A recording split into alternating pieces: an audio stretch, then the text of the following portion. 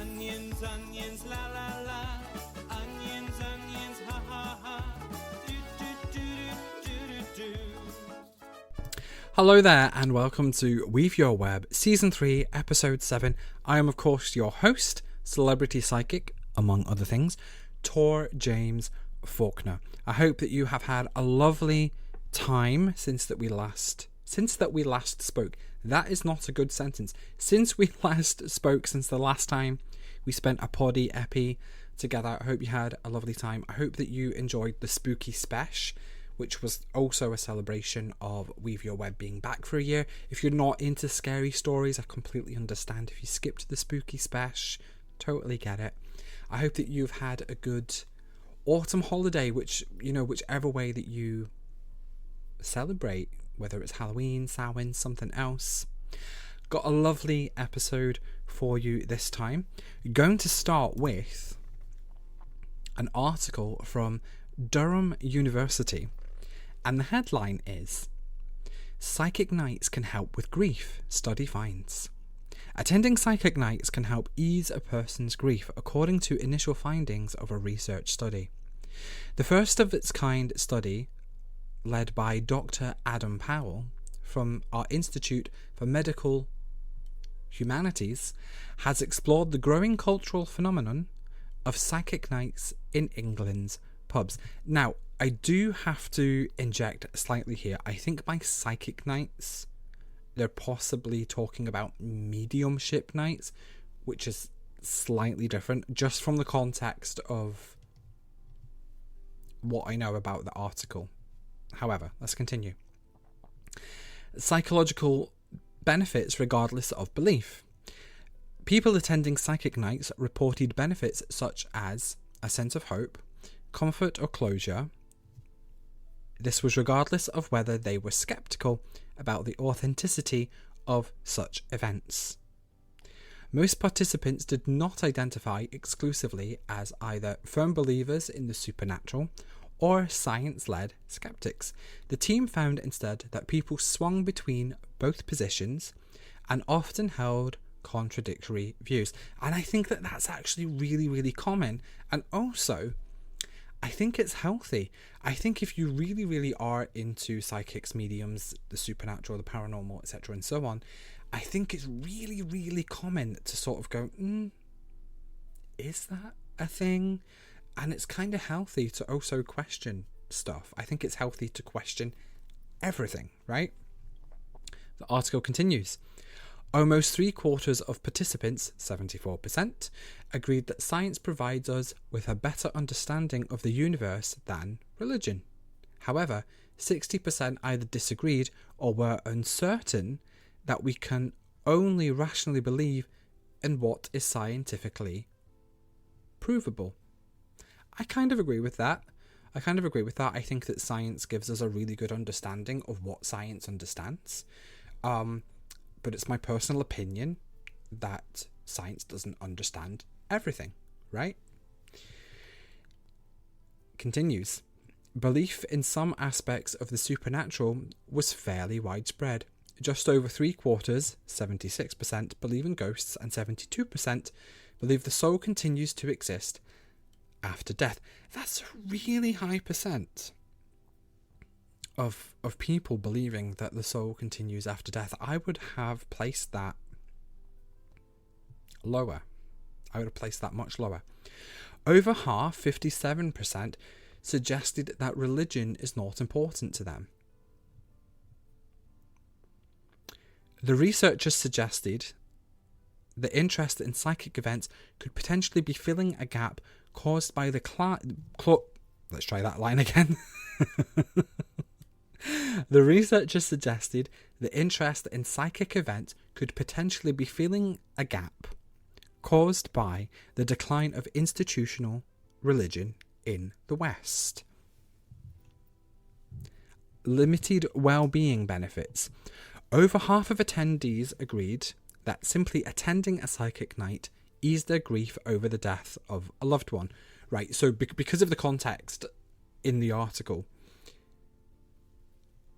I think that they're probably more referring to mediumship nights, which, as I say, is a little bit different. However, there was a limit to the impact the events had on well-being. The benefits did not make people less anxious or reduce fear about their own death. And I'm not sure why it would, to be honest. And there's a quote here from Dr. Adam Powell. Far from simply seeking a fun night out or having a laugh, it seems the majority of those going to psychic nights in England do so out of a combination of faith and desire. Although their beliefs vary and fluctuate, most accept the plausibility of the supernatural in the face of death and grief. The research team also included Dr. Caroline Starkey from the University of Leeds and Dr. Josh Bullock from Kingston University. They plan to submit their findings to a peer-reviewed journal and will also be presenting the research at the American Academy of Religion annual conference in San Diego in November. Ooh. Very, very interesting. It's a very, very interesting article. I think that the findings are very interesting. Again, the 72% believing that the soul continues to exist after death, that shocked me. I thought that was going to be much lower, right? I thought that was going to be closer to the region of the 57% suggested that religion is not important to them. I would have thought people believing that the soul continued after we pass away would have been closer to that. So that's really, really interesting. That's kind of shocked me a bit.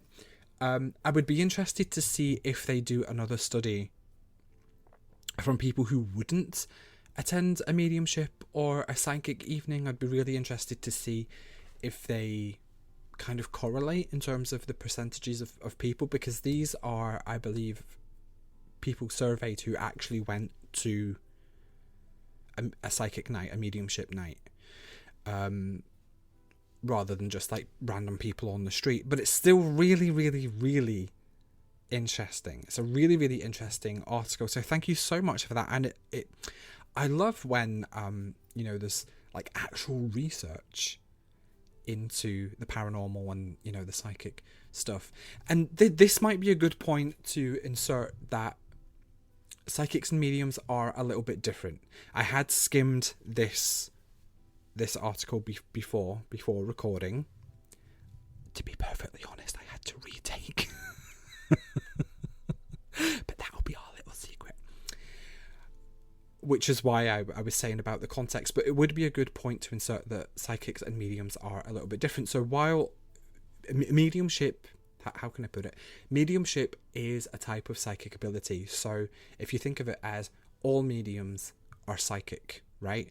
But not all psychics are necessarily mediums, because there's different types of psychic abilities, and mediumship is one of those. So if you think of it as like your fingers and thumbs, right? All thumbs are fingers, but not all fingers are thumbs. So think of the thumbs as the mediumships. I do see the words being interchanged a lot, and I think it's important to educate in the language that's used, if that makes sense.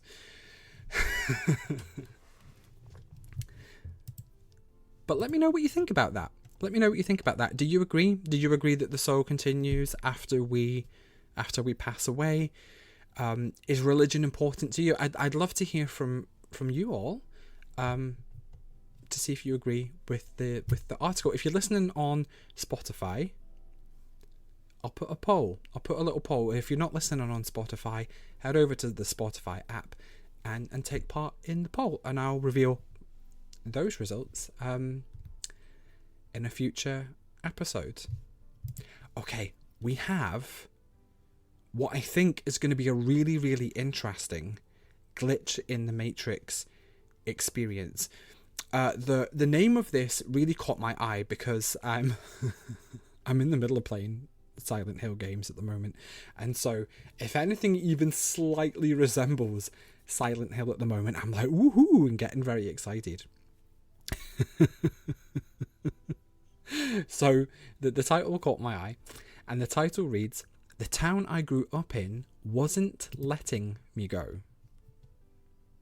Okay, the town I grew up in wasn't letting me go. It reads, I have experienced a few glitches, but this is by far the most dramatic. I did some growing up outside of Phoenix in a small town 2 hours south. I loathed living there, and between that and my girlfriend leaving, I had too much and decided to literally pick up and go. This was 2002.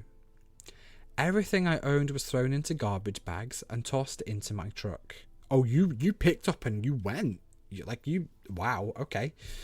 I emptied my whole apartment and packed within a few hours. By 9 p.m, I was on the road to Phoenix. Wow, that takes a lot of courage to just throw everything you own and some garbage bags, as you put it, and head out. That's amazing. I need to elaborate on the journey. The drive if one isn't speeding, is about 2.5 hours. And it's a trip I had made so often I could practically close my eyes and make it. Don't drive with your eyes closed, please.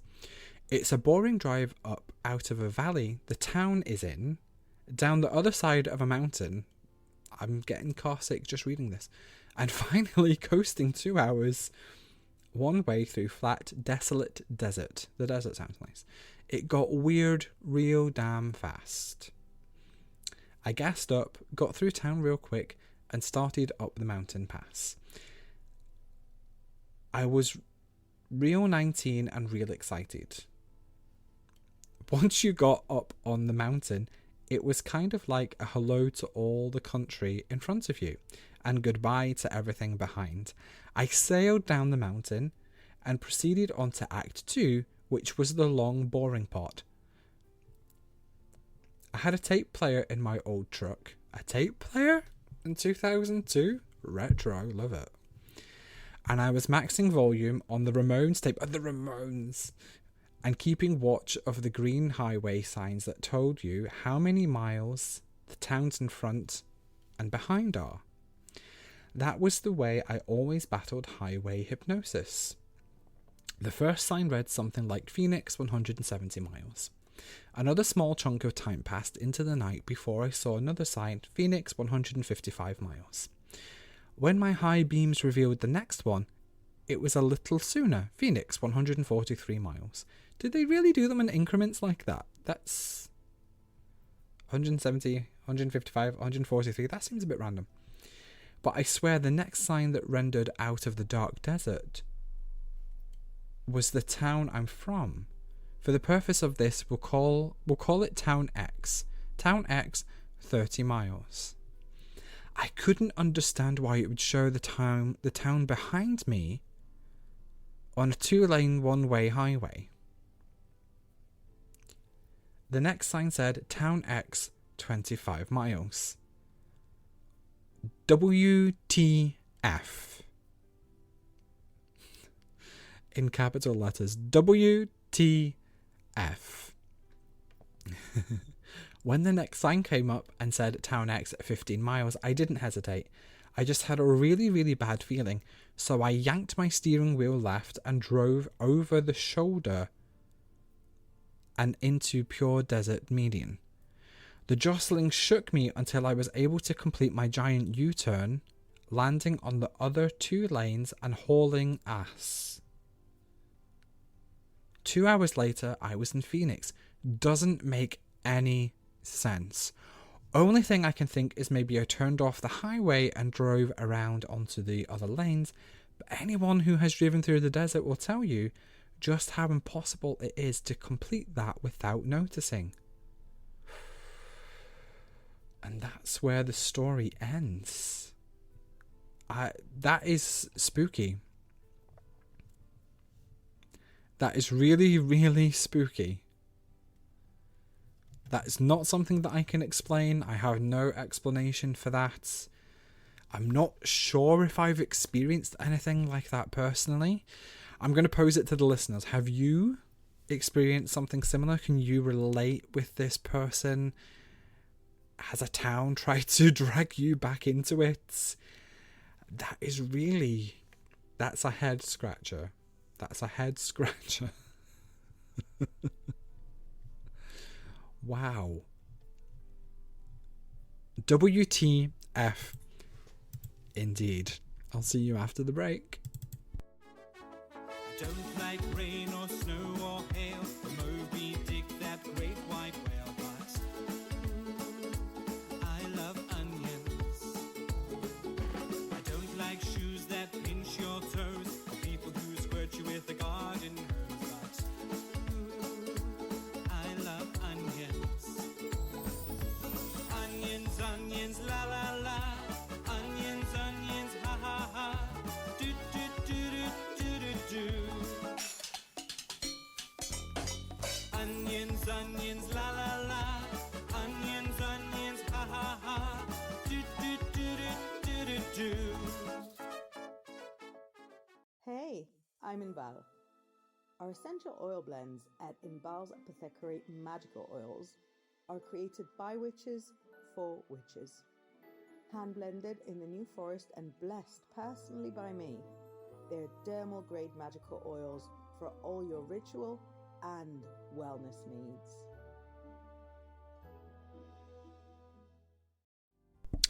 Welcome back to Weave Your Web. How are you? Wait, not how are you?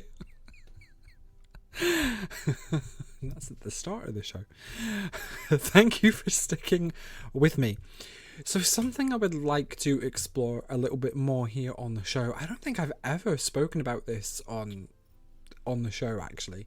So something I'd like to explore here on the show is spirit and totem animals. Do you know your totem animal? Do you know of any spirit animals that you might have? So first of all, I'm going to explain. A totem animal and a spirit animal is slightly different, okay? Your totem animal, that is one that generally stays with you for your whole entire life. So it's a little bit like your spirit guides or one of your guardian angels.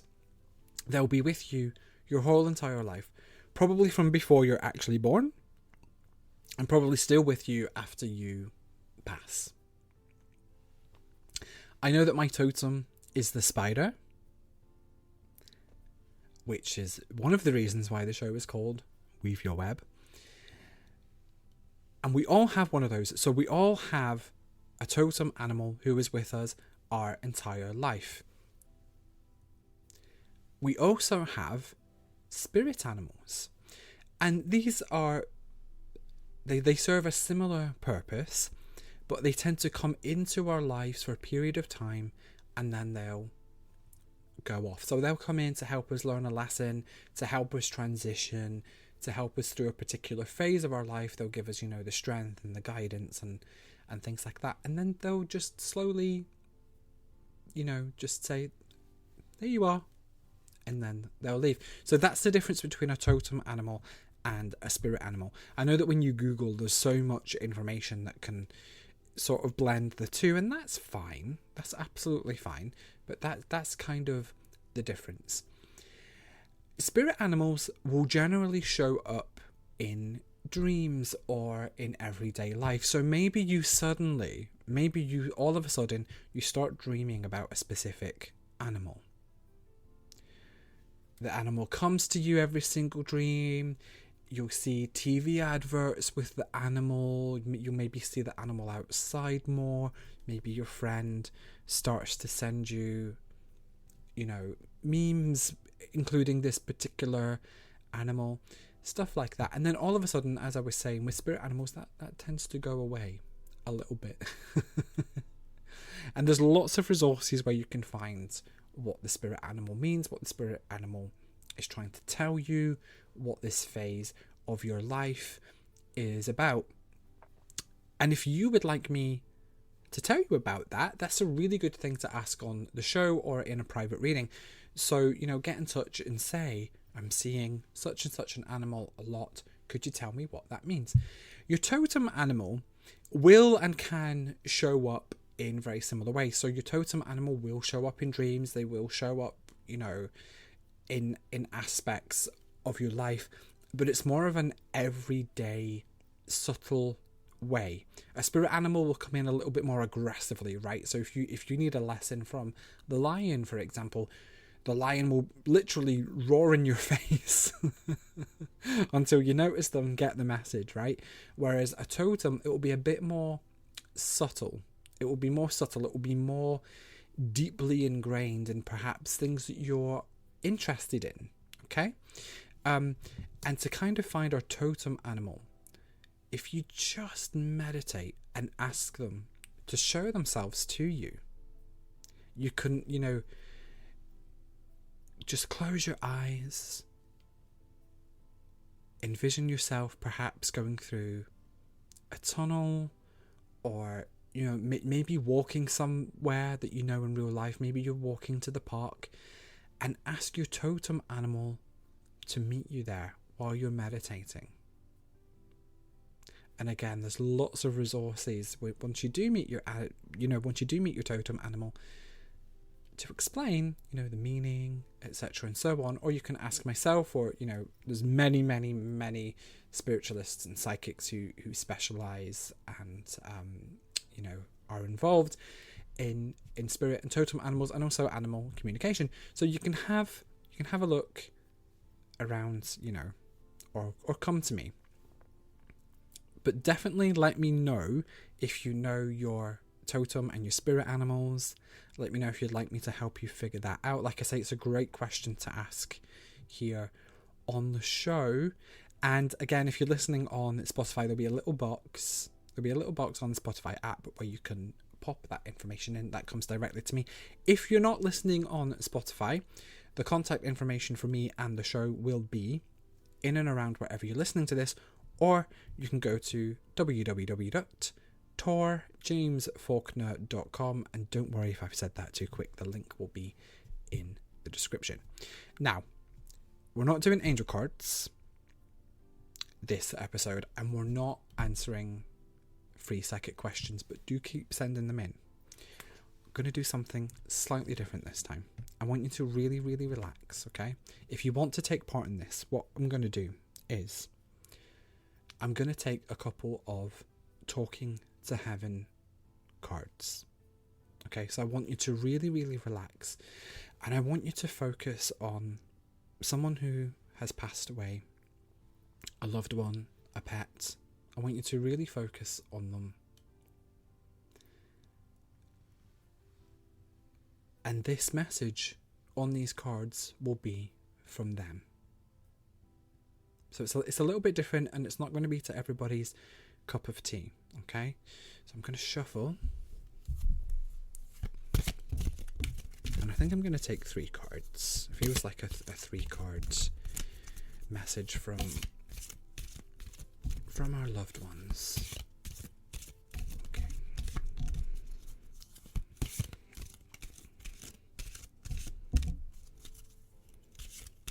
Apologies for the shuffling noise. I've just told you all to relax, and then I've shuffled the cards right in the microphone. So I'm going to take 3 cards. 1, 2, 3. Okay. And our first card says, I always give you a good night kiss. That's so sweet. So if you're, settling down for the night, you're lying down, you're in bed, your loved one, your passed over pet friend, if you feel that, it's them. If you feel them giving you a little kiss or a little lick, if it's, like a little doggy or kitty, it's them. It's really, truly them. It's really, truly them giving you the good night kiss. Isn't that so sweet?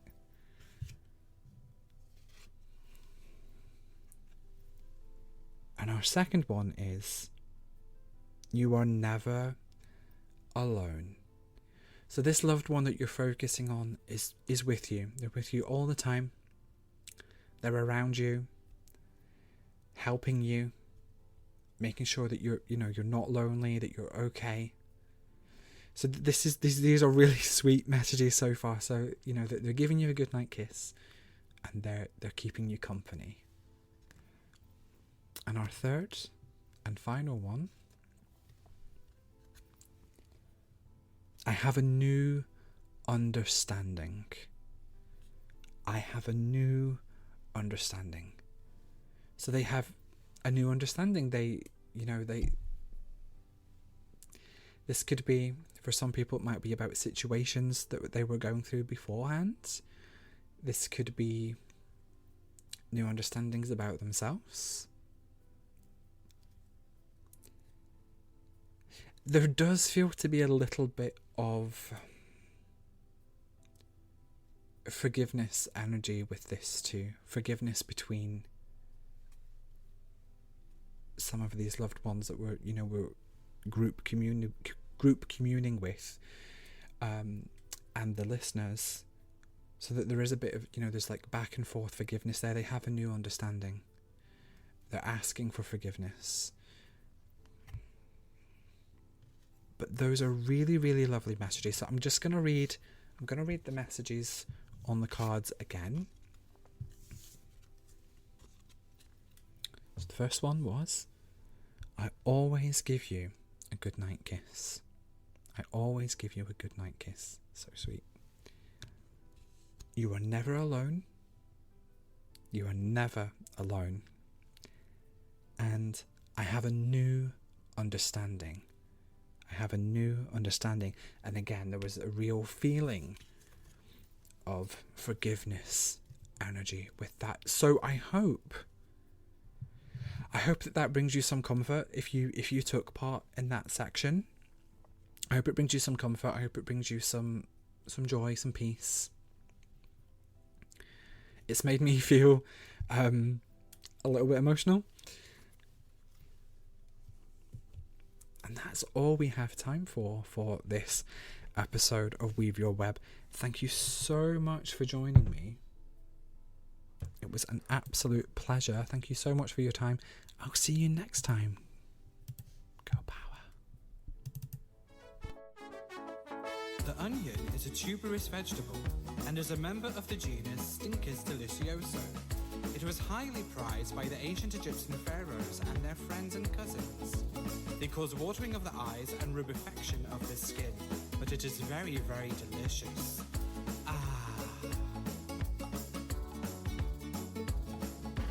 Onions, onions, la la la. Onions, onions, ha ha ha. Do do do do do do do. Onions, onions.